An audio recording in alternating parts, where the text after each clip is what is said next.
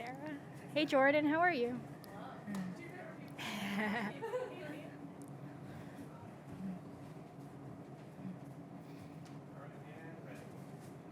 All right, we're here with Allisen Corpuz, 2 under 70 today. Can you talk us through your round out there?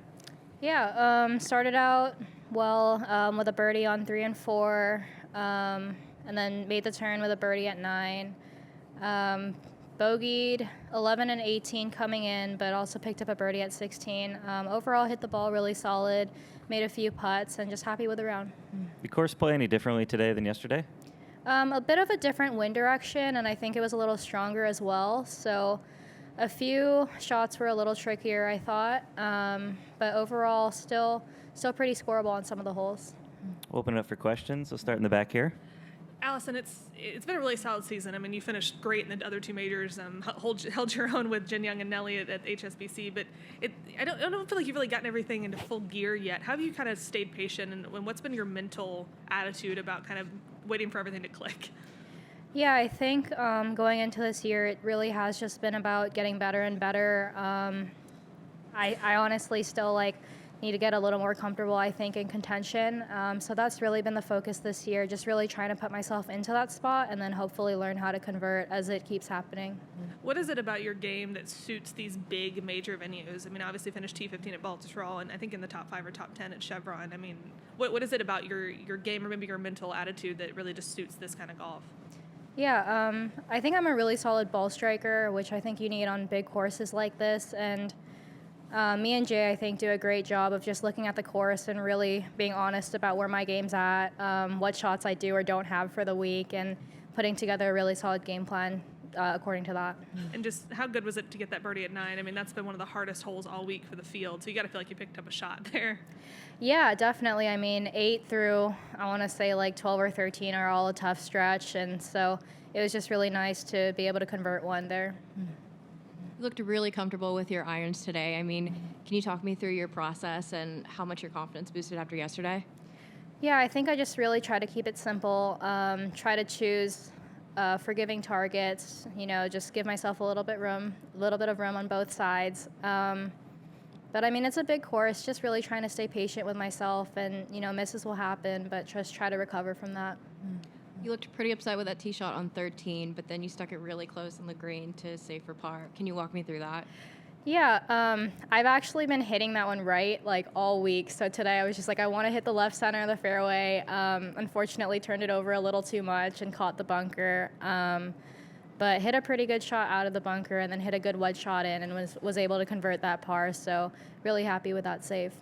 You were playing really steady, but it felt like there was somewhat of a momentum boost after 16. I mean, what were you feeling after you made that putt?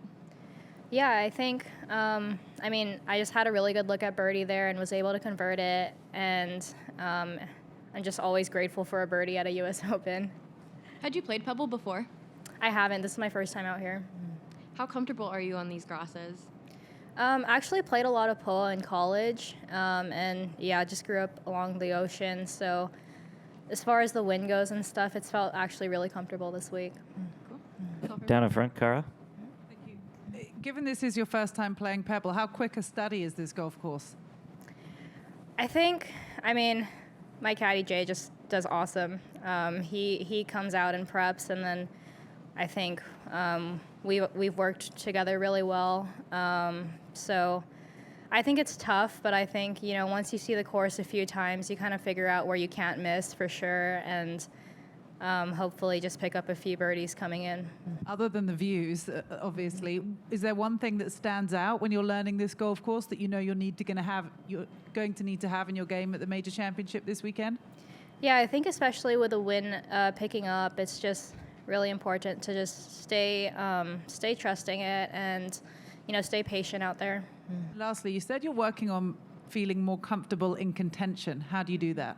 I think really just telling myself, it's good to be nervous. Everyone else is, and kind of trying to step up to the moment and hit the shots just when it matters. One more here in the back. Yep. You've run the gamut in the USGA Championships. We know you in every way in every one of these events out here. What does it mean to be in this position at one that you may not be as familiar with? Yeah, any major is special to be somewhere near the top of the leaderboard. And I mean, the U.S. Open as well, right? It's our country's major, kind of. So really special, especially with it being out at Pebble this week. And then finally, just be able to share the same field as Michelle, obviously fellow Hawaii connection there. To be able to share the same field as she kind of bids farewell. I mean, what does it mean to you to be in the same field as her in that way? And just any advice, I guess, for her as she rides off into the sunset? Yeah, I mean, she's done so much for women's golf, for Hawaii golf. It's just so awesome to see her making this transition out. And yeah, like you said, just being able to compete with her in her final tournament, it's just really awesome.